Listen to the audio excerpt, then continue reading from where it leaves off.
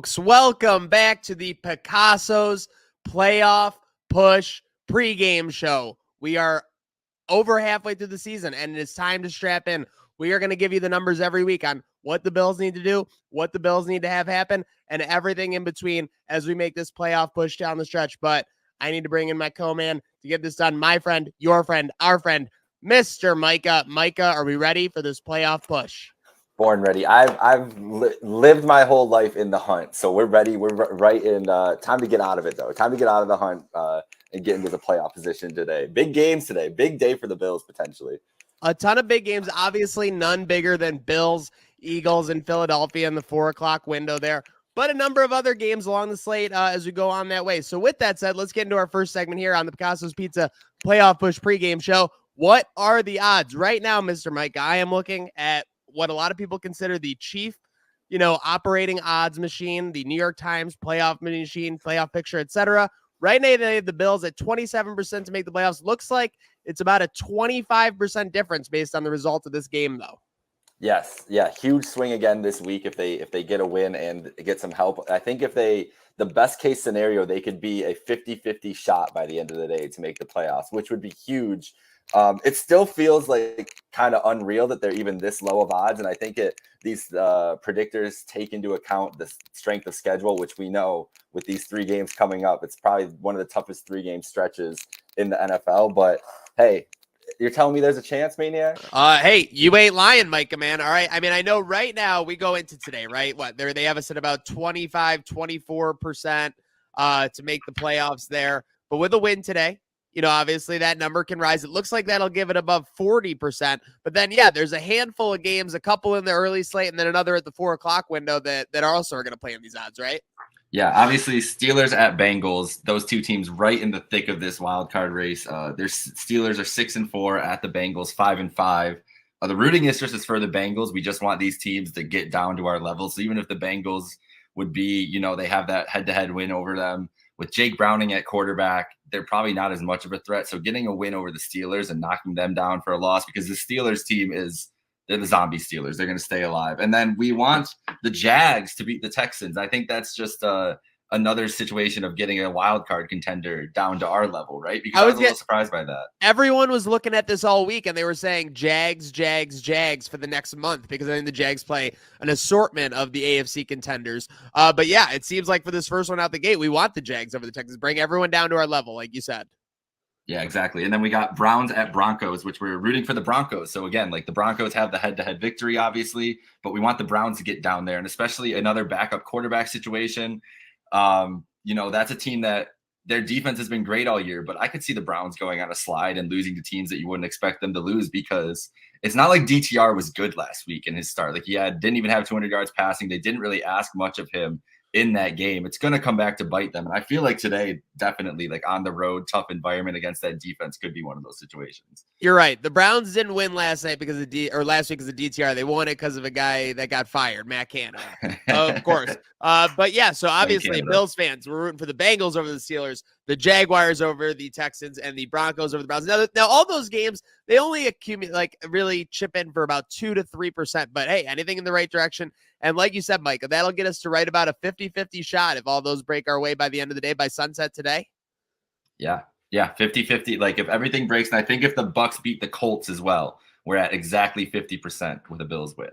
So okay. Hey, take that. I will take that with how many games left we'd have? 5 games left, 50% chance. Sign me up for that, Sign me up. And speaking of signing up, Picasso's Pizza, when you order a sheet pizza, personal pizza, doesn't matter. You're getting that bread. You're getting that sauce. You're getting that cheese. So, Micah, with that said, getting into it today, what are you looking for? Bread, sauce, and cheese. What are the essentials that the Bills need to achieve today to get that win? An upset win in the city of brotherly love. Upset win. It is a nice 3-point. I think it got down to 3 points. So neutral field would be pretty even, which shows that Vegas still respecting the Bills a lot. The bread and butter and the bread of any winning formula is the trenches. And this is going to be a game that's won and lost in the trenches for both teams. We know how good the Eagles offensive line is. They've been one of the best offensive lines in football for the last couple years. Their defensive line gets pressure on the quarterback. They've got some studs along that line. You got Brandon Graham, Fletcher Cox, Jalen Carter's been awesome to start this year. But the Bills' offensive line is the best they've been in years by every metric. If you see the charts and everything else, they've been stout. And the defense has been able to get pressure on the quarterback every game. And Jalen Hurts, I wish I had the exact stat with me right now, but Jalen Hurts is like a 20 QBR rating under pressure or when he's out of the pocket this season.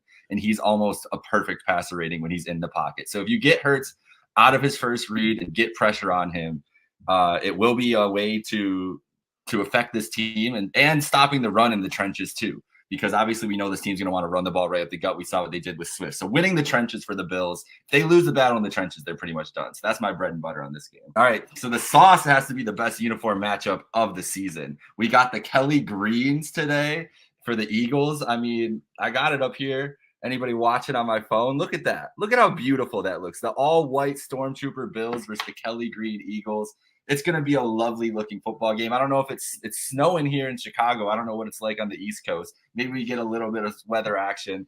And the cheese for this, I think the usage of Ty Johnson and James Cook last week was super encouraging. You know, James Cook is 4th in rushing in the NFL this year because this is a situation where the Bills and Joe Brady like to use those running backs in the passing game and get them out moving the ball on some read option. We saw some options with Allen and everything else last week, actually running the ball. And I think that's opened up the threat for these two quick backs out of the backfield. I'm excited to see what they do.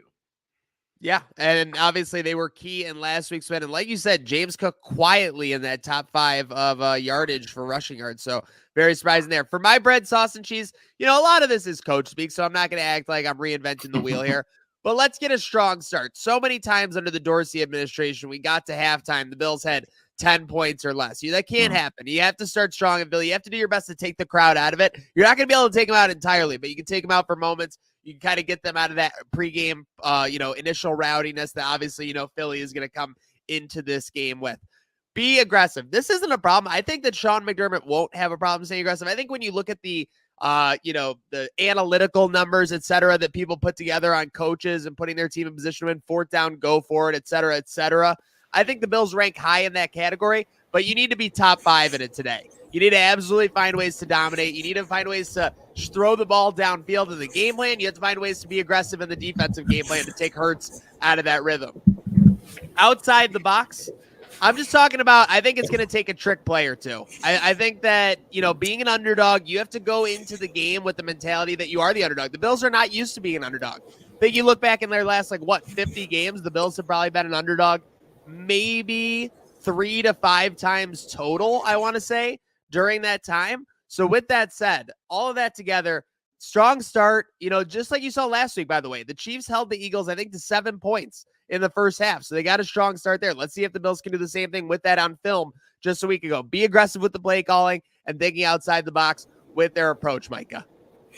Yeah, I completely agree. I think that they said it wasn't a schematic. Like you looked at the game last week and any of the film videos and everything, it wasn't a schematically different game from the Bills, but the way they called the game, with play calling is an art. And Joe Brady thought, like you said, thought outside the box, was creative with the play calls and when to use them. And I think that's the way to do it. That's the great thing about this too, is there's not a lot of tape on the Joe Brady offense. So the Eagles really only have one performance against the Jets to look at. And they have the option or the opportunity here to kind of bring in some new wrinkles that they've been working on the last couple of weeks. So I'm kind of glad that they had the opportunity to get their feet wet under Joe Brady last week, but that they were really thinking about this week's game.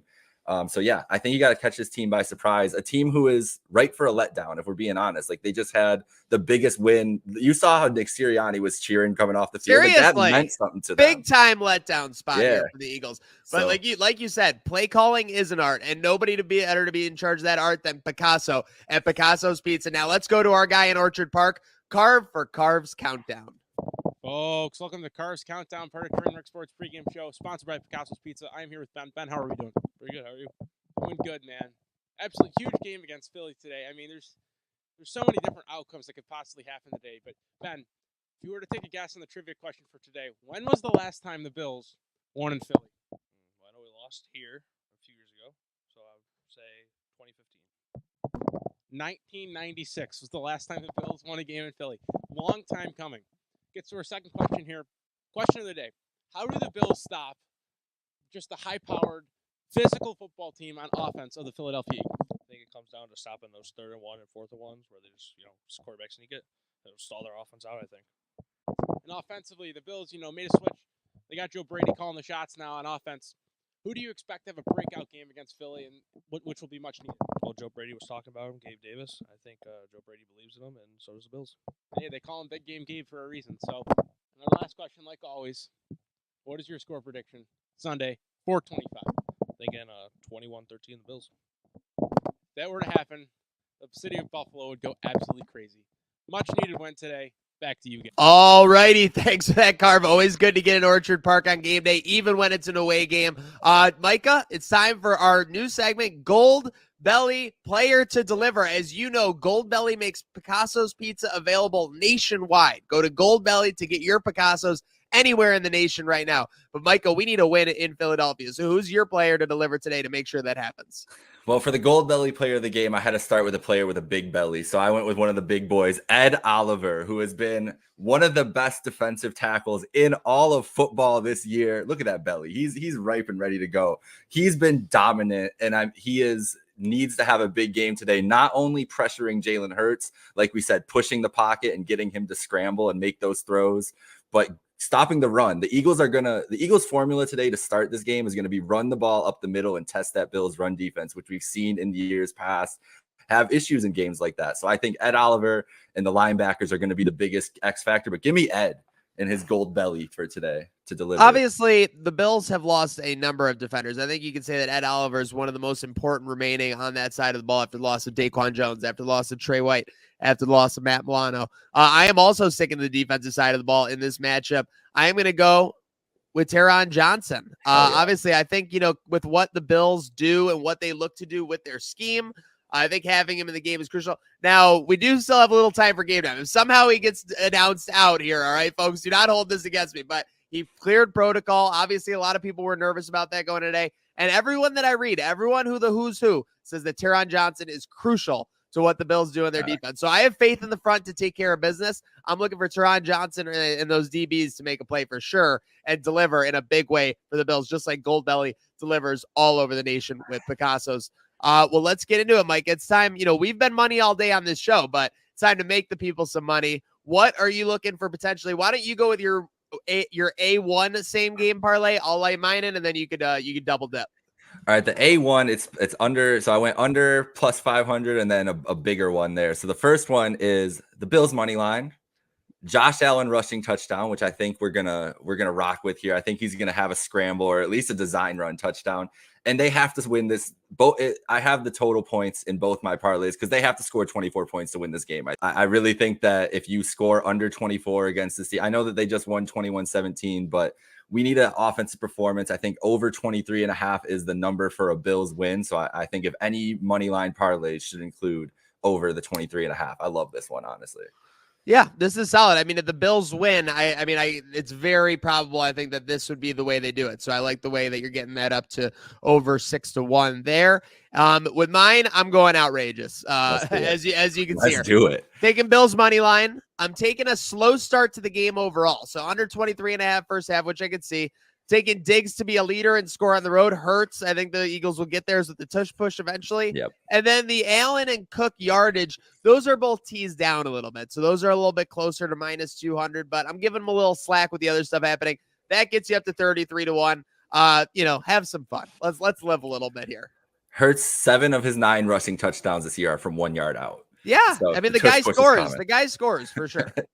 And I got one more here locked in. We got James, this is what I was talking about with the cheese, the James Cook game. I feel like this is the game. The Chiefs had a great success rushing the ball against the Eagles, and especially in that first half. Pacheco was running well, and that's really what got them and kept them in that game. And they kind of took it away in the second half, and that's where their struggle started. So I think James Cook, as we said, fourth leading rusher in the league. I think he is due for another big game this week.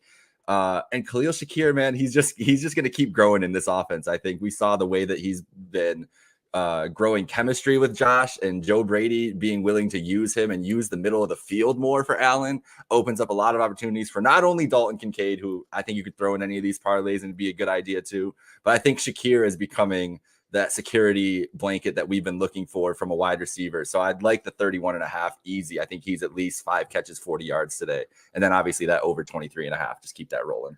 Nothing like a security blanket to make you feel warm and cozy. Folks, we have got to go. Game day is coming up. It's just over 90 minutes away here, but let's lock in just like we should lock in with Picasso's Pizza, because every night is pizza night when we're talking about Picasso's Pizza. This Picasso's Pizza playoff push, it doesn't stop until we get to 100, and it doesn't stop till we get to 0. Just like this train, it never stops. Call Picasso's, Picasso'sPizza.net, Goldbelly. Let's